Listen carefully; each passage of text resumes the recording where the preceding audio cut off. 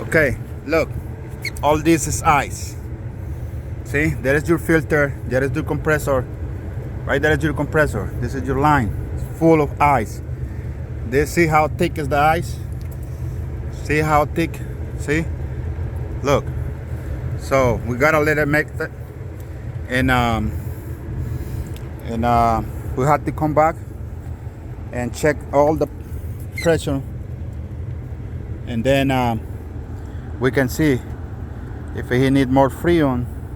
But right now we have to shut it down. There's no way. There's no reason for the unit to be working. It's not doing nothing.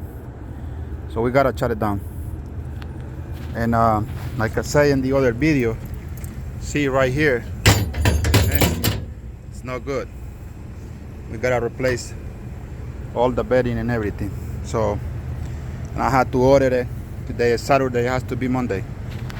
But that is one problem with that one unit. Here, see how it's leaking water? That's not good. Nobody put a drain in here. It has to be a drain like this and there. See? That one has a drain. But you see the others units, all of one has a drain. That one right there has a drain. See? Right here, in a drain. This unit I think is not working. It's old unit too. That's not working.